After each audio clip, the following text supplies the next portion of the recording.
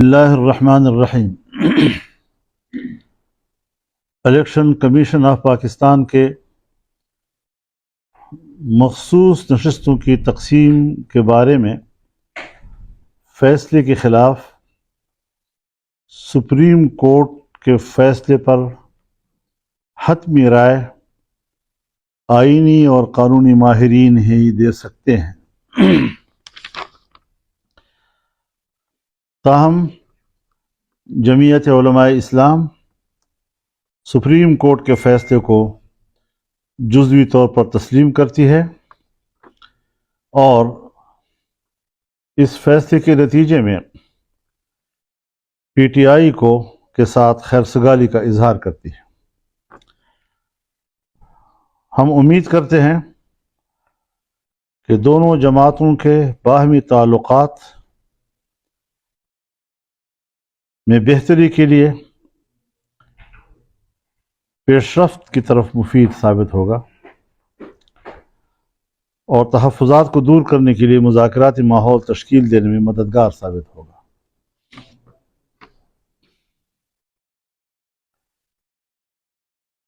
جہاں تک نظر ثانی اپیل کا تعلق ہے، جمعیت علماء اسلام بطور جماعت اپیل داخل نہیں کرے گی۔ تاہم جمعیت علماء اسلام کے وہ بعض افراد جو اس فیصلے سے براہ راست متاثر ہوئے ہیں،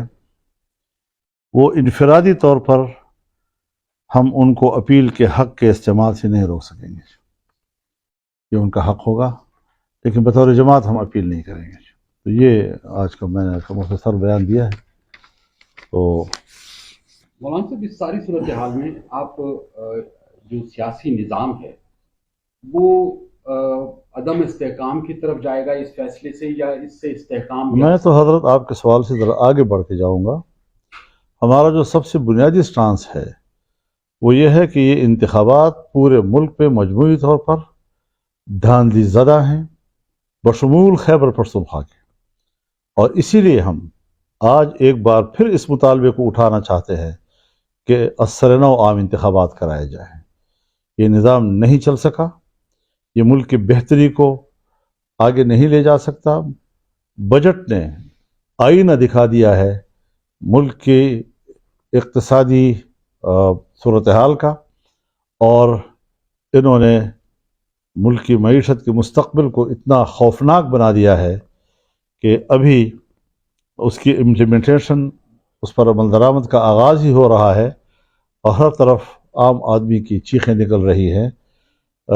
مہنگائی کے حوالے سے، بجلی کے بلوں کے حوالے سے، اور مختلف حوالوں سے۔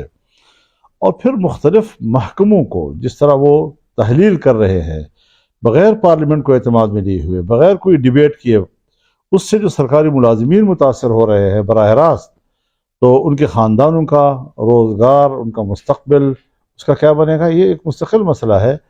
تو اس لیے ایک ایسا انتخاب ملک میں ہونا چاہیے کہ جس سے اسٹیبلشمنٹ دور رہے۔ ہمیں امن و امان کے خطروں سے کوئی سروکار نہیں ہے، ہمیں تحفظ نہ دے، ہم ان کا تحفظ نہیں چاہتے۔ ہم چاہتے ہیں کہ انتخابات ہوں، عام انتخابات ہوں،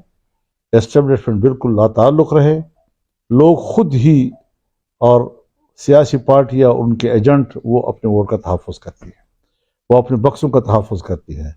اور جب ان کے بس سے باہر نکل جاتی ہیں اور طاقتور قدرتیں انہیں اپنے قبضے میں لیتی ہیں، تو پھر یہی نتیجے نکلتے ہیں جو آج ہمارے سامنے ہے۔ اسٹیبلشمنٹ کو ہم ایک اچھی بات، ایک اچھا پیغام دے سکتے ہیں کہ ہر چند کے پورے نظام پر آپ کا مکمل کنٹرول کی ایک بہت بڑی خواہش آپ کے اندر موجود ہے، اور آپ سمجھتے ہیں کہ اسمبلیاں بھی ہماری مرضی کی ہوں، اسمبلی کے اندر لوگ بھی ہماری مرضی کے ہوں، لیکن یہ ملک کو کمزور کر رہا ہے۔ آپ کی جو ملک کے ساتھ کمٹمنٹ ہے اس کی نفی ہے۔ آپ اپنے آپ کو جملوں کے استعمال کے ساتھ اور بیان بازی کے ساتھ کور نہیں کر سکتے اس بات کو، اور نہ یہ خوش فہمی میں رہیں کہ آپ کے اس بیانی سے لوگ مطمئن ہو سکیں گے، کیونکہ آپ کا عمل اور اپنا قول اس میں آسمان و زمین کا تضاد ہے۔ موجودہ حکومت جو اس وقت سیٹ اپ ہے، وزیر قانون نے آج کے فیصلے کو جو ابتدائی طور پہ انہوں نے یہ بتایا کہ جی جو پلی تھی، جو درخواستیں تھیں، اس پہ سوچا ہی نہیں گیا، وہ تو اتحاد کی طرف کونسل کی طرف سے تھا، جبکہ فیصلہ جو ہے وہ پی ٹی آئی کے حق میں آیا ہے۔ میں نے اسی لیے پہلے جملے میں یہی کہا کہ اس پر حتمی رائے جو ہے وہ ماہرین آئین و قانون ہی دے سکتے ہیں، اور جب تفصیلی فیصلہ سامنے آئے گا تو اس سے پھر اصل چیزیں سامنے آئیں گی جس پر اعتراضات اٹھائے جا سکیں گے۔ تو یہ سردست میرا ایک رد عمل ہے، لیکن حتمی رد عمل جو ہے وہ ہمارے صرف GUI کے نہیں بلکہ دوسرے جو ملک کے اندر ماہرین آئین و قانون ہے وہ اس پر اپنی رائے دے سکیں گے۔ آپ الیکشن کمیشن کو تنقید کا نشانہ بناتے ہیں، اور آج کا جو فیصلہ تھا اس میں بنیادی طور پہ زیادہ تر جو ماہرین ہیں وہ بھی یہی کہہ رہے ہیں کہ بیسیکلی جو فیصلہ آیا تھا اس کی جو جس کو سمجھا گیا تھا الیکشن کمیشن کی طرف سے وہ بنیادی طور پہ نقطہ بنا ہے کہ الیکشن کمیشن دیکھیے ہمارے ہاں جی سیاست میں خلط مبحث کیا جاتا ہے جی۔ خلط مبحث کا معنی یہ ہے کہ ایک بات وہاں سے اٹھا لی جاتی ہے، ایک وہاں سے اٹھا لی جاتی ہے، اور پھر اس طرح پیش کیا جاتا ہے جیسے ان کے بعد میں کوئی تضادات سامنے آئے ہیں۔ دیکھیے ایک ہے الیکشن کا انتظام، پولنگ اسٹیشنوں کا انتظام، ووٹرز کے لیے ووٹ ڈالنے کی سہولت اور ان کی اندر خود اعتمادی اور کے ساتھ ووٹ ڈالنے کا استعمال، وہاں تو الیکشن کمیشن مکمل ناکام ہے، نتائج تک بھی مکمل ناکام ہے۔ لیکن جب آیا مخصوص نشستوں کا عمل تو یہ قانونی مسئلہ تھا جی، اس مسئلے پر امپلیمنٹیشن ہو گئی جی، اور لوگوں نے حلف اٹھا لیے، انہوں نے روزمرہ کے الاؤنسز لے لیے، انہوں نے تقریریں کی، کارروائیوں میں حصہ لیا، تو یہ پھر اس کے بعد ایک قانونی شکل بن جاتی ہے کہ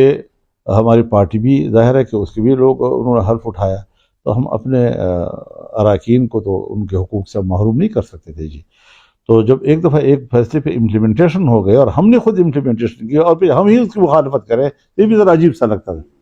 تو اس حوالے سے ہمارے وکلاء نے بڑے سوچ سمجھ کر بڑے قانونی استدلال کے ساتھ اپنا مقدمہ پیش کیا ہے، لیکن جو بھی فیصلہ آیا ہے اس کے پیچھے اصل عوامل کیا ہیں، کیا کھیل چل رہے ہیں، تو یہ سارے صورتحال ظاہر ہے کہ ملک کا مسئلہ ہے، اور ہم نے اس پر یہی رائے دی ہے کہ ہمارے جو اراکین جو متاثر ہوئے ہیں بحیثیت فرد کے، ان کو ان کا حق حاصل رہے گا، باقی جمعیت علماء اسلام بطور جماعت کے وہ اس پہ نہیں جائے گی۔ اگر حکومت کوئی